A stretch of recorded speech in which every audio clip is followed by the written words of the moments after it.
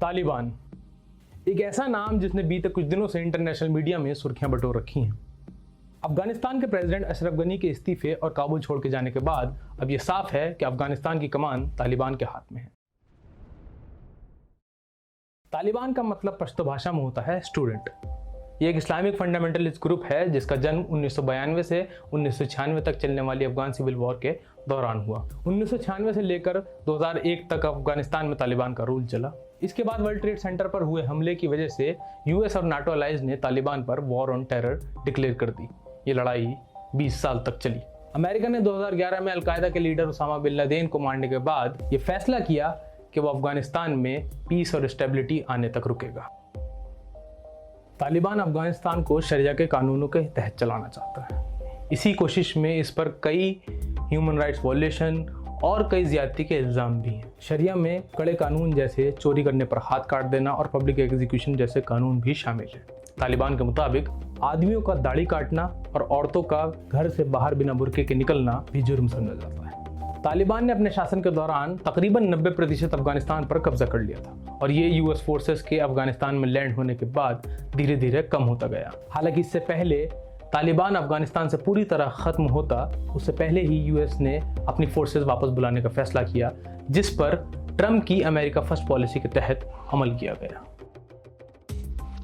2019 में अमेरिका ने अपनी फोर्सेस बड़ी तादाद में वापस बुला ली, जो सिलसिला 2021 में खत्म होने को आया है। फरवरी 2021 में यूएस और तालिबान ने दोहा में पीस डील साइन की, जिसमें तालिबान ने यूएस फोर्सेस को अटैक ना करने पर समझौता किया। यूएस प्रेसिडेंट जो बिडेन ने कहा कि चाहे पीस डील का कोई भी नतीजा हो, मगर यूएस फोर्सेस 11 सितंबर तक अफगानिस्तान से निकल जाएंगी। हालांकि इस पीस डील में उस वक्त की अफगानिस्तान गवर्नमेंट को हिस्सेदार नहीं बनाया गया था, जिसका नतीजा ये हुआ कि 15 अगस्त 2021 यानी पीस डील साइन होने के ठीक 5 महीने बाद ही अफगानिस्तान पूरी तरह तालिबान के कंट्रोल में है।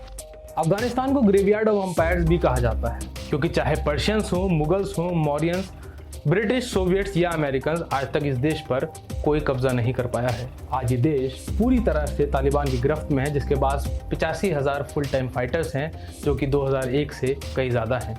आज के हालात की माने तो लगभग 29 लाख लोग अब तक बेघर हो चुके हैं, जिनमें 80% बच्चे और औरतें हैं। इंटरनेशनल एक्सपर्ट का मानना है कि अगर अफगानिस्तान पूरी तरह तालिबान के अधीन हुआ तो ये देश एक सिविल वॉर की तरफ बढ़ सकता है।